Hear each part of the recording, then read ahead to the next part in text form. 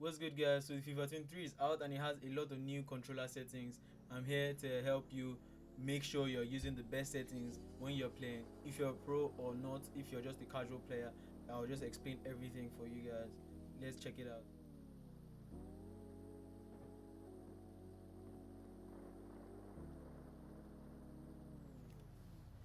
So here they are, guys. If you're a pro, you're recommended to have this on. But if you're not a pro, then let's explain how this works, right? So this contextual agile dribbling, it makes your movement for your left stick agile dribbling, right? It's not going to be normal left stick dribbling. I mean, in previous years, it was different from the normal left stick dribbling, but right now, I think it's going to help you if you're a casual player, right? And then auto clearances, so you can just turn this on. Auto clearances, yeah, you should turn this one on as well, just in case maybe you have a defender like running to the ball and trying to do like an off the line clearance, you get. So you should have this on as well. The auto flare pass, I don't think it's important. You can turn this one off, it doesn't really matter. I don't think it works. Sometimes you have to hold L2 to do a flare pass if at all. The auto shots, yeah, you can have this on as well, because this one will help you in case there's a tap in and then you just want to play it in. Maybe you don't press box on time to shoot, or don't press O on time to shoot, so that one will help you as well.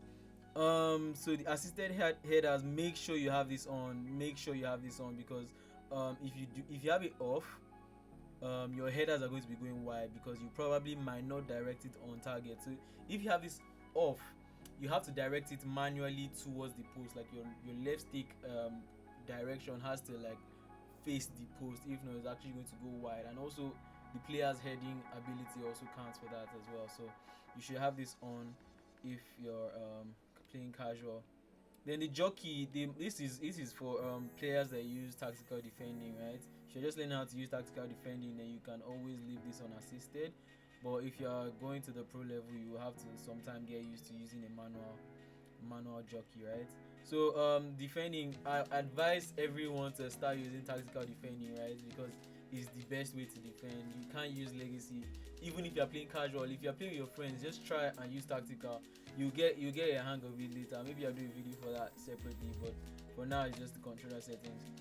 Through pass assistance, if your competitive master switch is off, yeah, you can make this true pass assistance to be assisted. Assisted is the best. Then semi is what you have to use on a pro level, right? So you might as well try it and start getting used to it. You get sorry. So yeah, FIFA Trainer. The FIFA Trainer should be hidden all the time because you don't need that in game. Time finishing, if you do not know how to use it, or if maybe you get if maybe you panic in front of goal, yeah, you should have this off if you panic in front of goal. But if you're actually very composed, you can leave this on and then try to practice using time finishing. It's not always necessary, but yeah, you might just try to keep your composure on that. So the next player switch indicator. So this puts like a secondary cursor on your second player. The player you're controlling will have maybe a red cursor or a blue cursor, right? And then the second player you can switch to will have like a lighter shade of blue, right, or red. And then that indicates the next player you're going to switch to with the L1, right? So me personally, I actually put this off. I put this off. This is not recommended at all. I don't know what this is and don't even bother trying it. But for me, I usually put this off because it's kind of confusing. It confuses me when I see two cursors on two different players. I don't know who actually has the cursor, right? And then yeah, so the pass block assistance, make sure you have this on. This is actually very crucial. Although it might mess you up sometimes. If you think you can get the ball by yourself, then you can put this off. I mean, if you think you're a beast like that, but then usually you should have it on. Then the auto switching, I see a lot of people use automatic, but this is like literally what almost all the pros use on air balls and loose balls. So this literally helps you switch when the ball is in the air to like the player that can get the ball like win a header or something like that. And then the loose balls also, if maybe the ball is on the wing or something like that, or someone tackles and then the ball is loose, it helps you like switch to somebody else to get that ball. Then the switching move assistance. So I started using high recently, right? I started using high recently because so low keeps the player that has that the auto switching switches to. It keeps that player moving in the direction he was moving initially, right? For a low period of time, and then this one is for a high period of time, and then this is none. So immediately you switch the cursor, he stops moving, and then you have to control him by yourself. So I recommend that you use high. I think I started using it, and I think it works just fine. There's not much difference, to be honest, but then I think high is the best one. Clearance assistance. So there's directional. They just added this to FIFA 22, and then actually it is not recommended to use directional. The first time I tried it, I actually messed up because I saw the game, like I headed the ball back into my box and they scored me off just right off that mistake, right? So make sure you use classic, because if you're trying to clear the ball, in the box, you want the player to clear it to the nearest available exit, right? So if you use directional, when you clear the ball, whichever direction your analog is facing or your D-pad is facing is where the person will try to clear the ball to. And this is always like bad, because I mean you can be facing any direction, you can even clear the ball into your own net, that kind of thing. So make sure you're using classic on this. So the player lock, it depends. If you know how to use player lock, you can leave this on.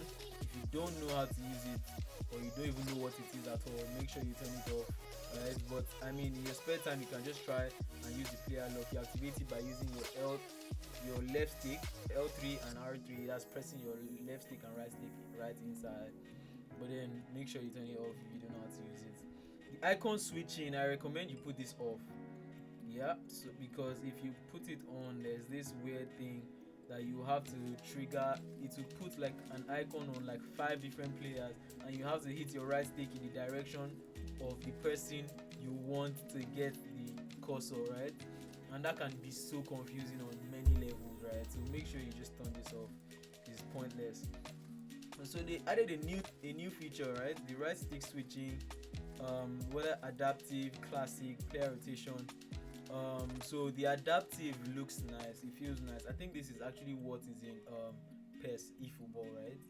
You have to like hit the right stick towards a player. You can hold it for long if you want, right? But then if you hold it for long, it goes to the farther player. If you hold it for a short period of time, it goes to the closest player, something like that. So it's not so bad, but because we've been playing FIFA for a long time, right? And we've been using the classic way, it's just better to stick with the classic. If you want to try it, you can actually try it, because it helps you switch to a further player faster, right? But I don't see the reason why you want to switch to a further player, except maybe you want to cover a through ball or something like that. So maybe you can try that if it works for you, you know. But yeah, I usually have mine on classic. Then the right stick switching, make sure you have it on player relative. I see people using ball relative. For me, when I tried it, it was crap. Like, for real, serious crap.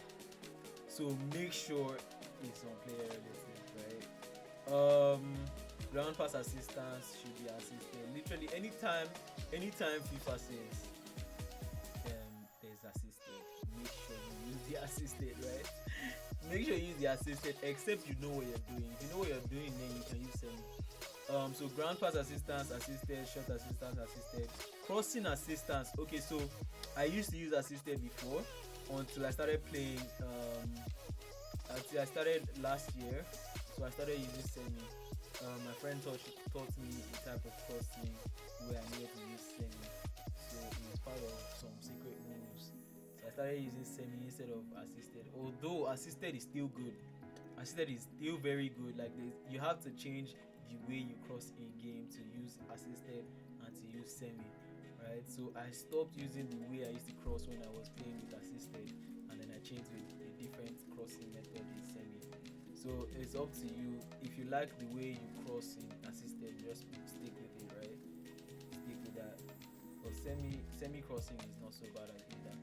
Lob pass assistance, make sure it's assisted.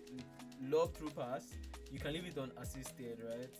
But when you have your competitive master switch on, I think you have that has to be on semi. But yeah, if you're playing casually, you can always put that on assisted. Save assistance also should be assisted.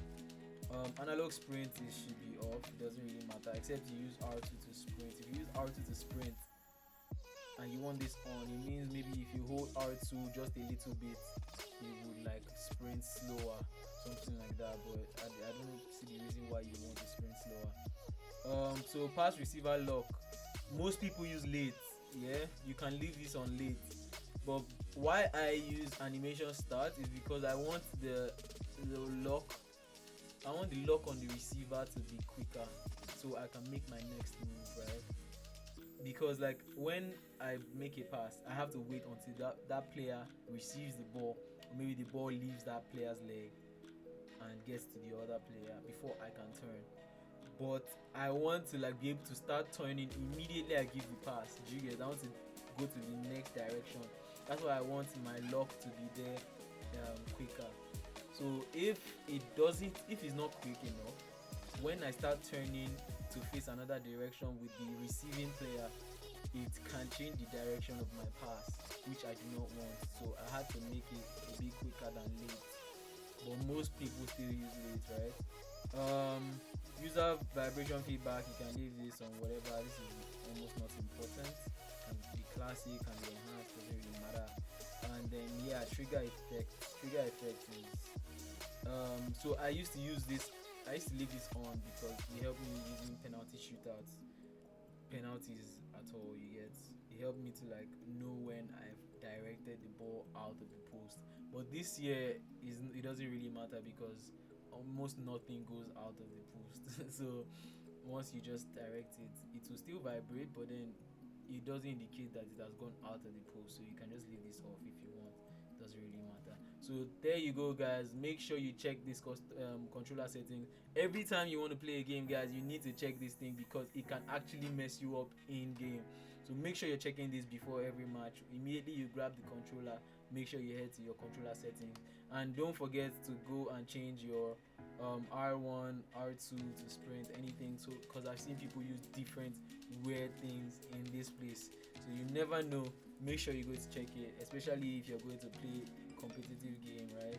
Make sure you check it all the time. So guys, follow and subscribe my YouTube channel, guys. Support your boy. More videos to come. Let me know which other videos you guys want, and yeah, sure, I'll be checking, and then I'll drop more. So like, share, and thanks guys, thanks for watching. See ya.